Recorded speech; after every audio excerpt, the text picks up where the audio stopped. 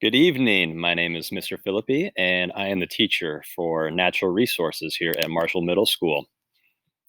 The Earth provides humanity with an abundance of natural resources. How we manage these resources will determine the fate of our planet. In this class, we will work hard, have fun, ask questions, explore our world, and learn more about natural resources.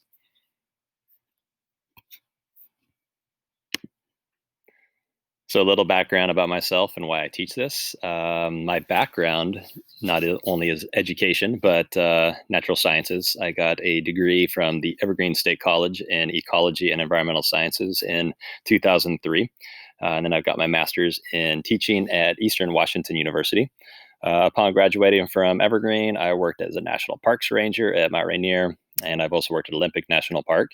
Now, in the summer times, I work as a river raft guide down in Southern Oregon, and I enjoy taking my son outdoors. I enjoy hiking outdoors. And of course, I grew up outdoors. So I love teaching about all subjects related to nature. So natural resources is my kind of a jam. So we're going to investigate renewable and non renewable resources, energy, forestry, zoology, water, minerals, soil, as well as careers in natural resources. This is a CTE class, which stands for Career and Technical Education. So, this is all about letting kids know about different careers that could be waiting for them after college in the fields of natural resources. So, the goals for this class is to help students conduct lab and field investigations. Of course, a lot of our investigations are going to have to be virtual because we're doing Zooms. We're going to help students understand different scientific concepts, and we're going to help students apply science to real world scenarios. Our methods for doing this, of course, in a perfect world, we would be doing field investigations. Traditionally, in this class, we go out to the local watershed, which is about a 5-minute walk from here, and we do weekly hikes down there to investigate different natural resource phenomenon. We do lots of labs in here. The students traditionally take care of different animals in here. We have over 20 different animals that we keep here in the lab for research and educational purposes. They will not be able to do that this year. However, if you are interested in adopting an animal, anything from a chameleon to a bearded dragon or an axolotl, we are looking for families to take care of animals this year since the students aren't back in school. So if you're interested in adopting an animal for a while, I can provide you with the animal and their aquarium or terrarium, as well as all in the food and supplies you would need for free. We'll have lots of different class readings that we'll be doing. We have an interactive textbooks that we use for natural resources. We obviously have some interactive online lessons. The kinesthetic activities, that's really going to depend on the kids since they're going to have to do that on their own. But those would basically be activities where we get up and move, and we do different role playing scenarios to simulate different natural resource phenomenon.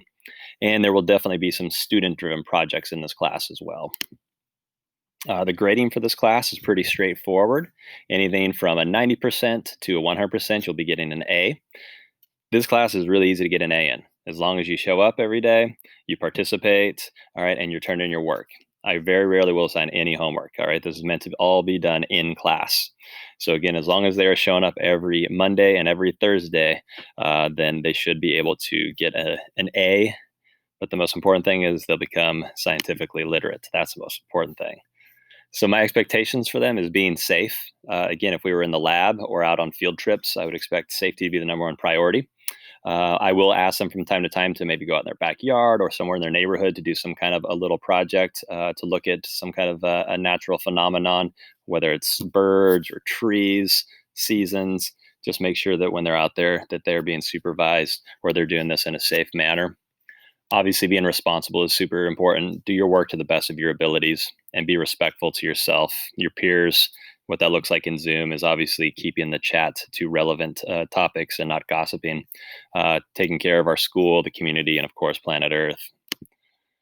So, some ways you guys can help your child be successful in this class. Just ask them what's going on in this class. We talk about a lot of relevant things. A lot of the stuff's pretty heavy. Obviously, we've done a lot of harm to this planet, and I'm trying to educate the kids about the situations that we find ourselves in and what are some of the solutions that scientists have been able to offer us as far as being able to take better care of our planet and all the resources that it provides. So, have daily conversations with them about it, okay? And by all means, you're always welcome to join our Zooms and participate as well. Checking Skyward and Schoology on a regular basis to make sure they're all caught up on their schoolwork is super important.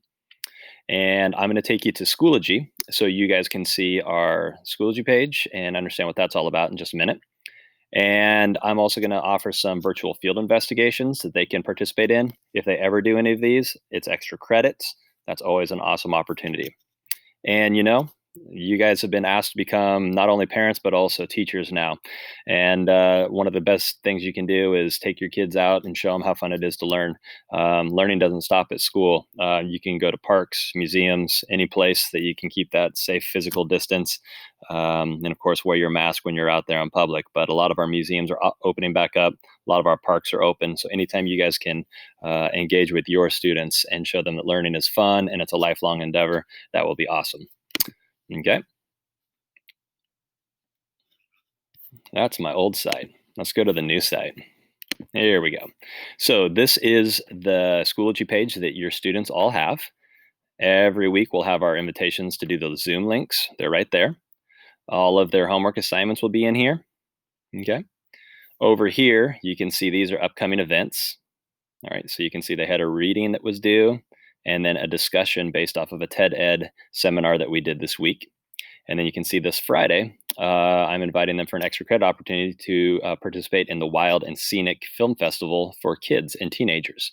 That's really cool. So that'll be Friday, October 9th.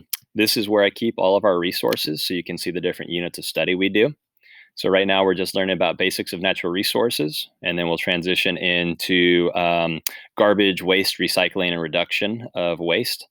And then we'll talk about forestry.